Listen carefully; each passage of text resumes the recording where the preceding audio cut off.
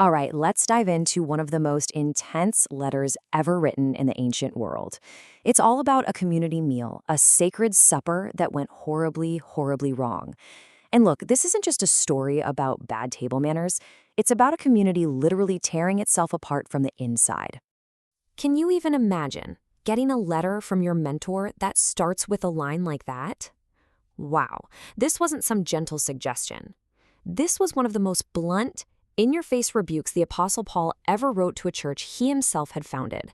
He is not pulling any punches here. And that right there is the central mystery we're going to unpack. Paul directly links their behavior at this meal to weakness, sickness, and even death in the community. So, to solve this, we have to go back in time and understand the city where this all went down, the bustling, status-obsessed Roman colony of Corinth. See, in Roman Corinth, a dinner party was never just about the food. Oh no. It was a high-stakes social performance.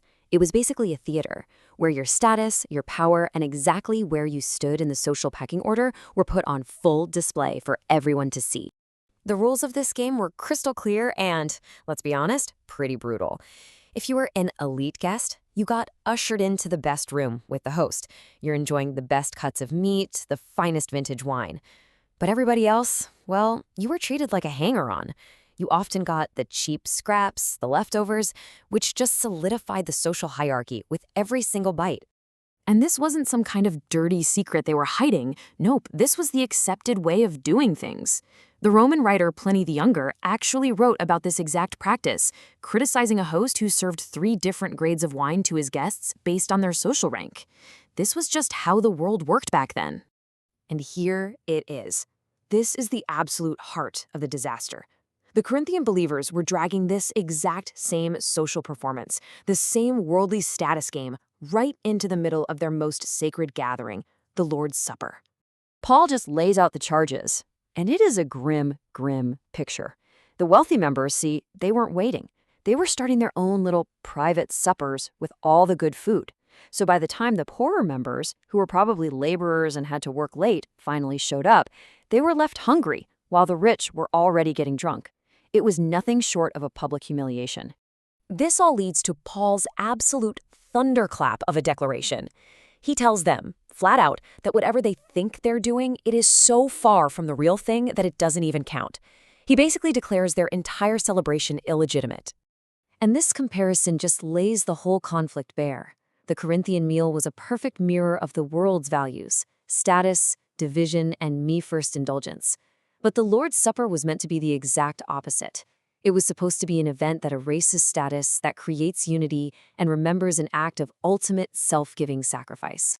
Now, to fix this, Paul doesn't just invent a bunch of new rules. He does something way more powerful. He takes them all the way back to the original event, to remind them of its radical, countercultural purpose. He reminds them that the entire point of the bread and the cup was to remember Jesus giving himself up for them, his body broken, his blood poured out. It's the ultimate act of serving others, which is the complete and total opposite of their self-centered, status-seeking behavior.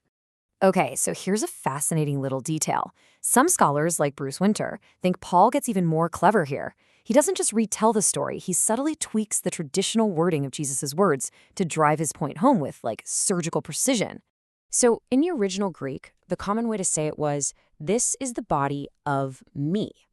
But Paul, he flips the word order. He says, "This of me is the body." Now, it seems like a tiny change, right? But by putting "of me" first, he's putting a giant spotlight on Jesus' personal, voluntary sacrifice. It's like he's using grammar itself to rebuke their selfishness. Pretty brilliant. So all this abuse, all this division, it wasn't just a social blunder. Paul says it brought dire, even physical consequences on the whole community. Paul does not mince words here. He says, because of this behavior, many among you are weak and sick, and a number of you have fallen asleep, which was a common way of saying they had died. He's saying their spiritual sickness of division was actually showing up as physical sickness in the community. And this right here highlights such a common misunderstanding. When Paul warns about taking the meal in an unworthy manner, he isn't talking about you or me feeling personally sinful or not good enough. He's condemning the collective way they were celebrating, a manner that created division, that humiliated people, and that abused the community as a whole. So after all of this high-stakes theology and these harsh rebukes, what's his big solution? It's almost shockingly simple and practical. He says, wait for each other, eat together, and hey, if you're starving, have a snack at home first so you don't show up and devour everything. It's all aimed at one thing, getting back to unity. When you really get down to it, this ancient conflict wasn't really about the food or the wine or even dinner etiquette. It was a battle for the very soul of the community. Were they going to be just another social club that looked exactly like the world with its power games? Or were they going to be a family that actually reflected the self-giving love of Jesus? And that leaves us with a question that echoes right out of ancient Corinth and lands squarely in our laps today. In any community we're part of, when we gather, whose presence do we honor? And whose do we, maybe without even realizing it, overlook?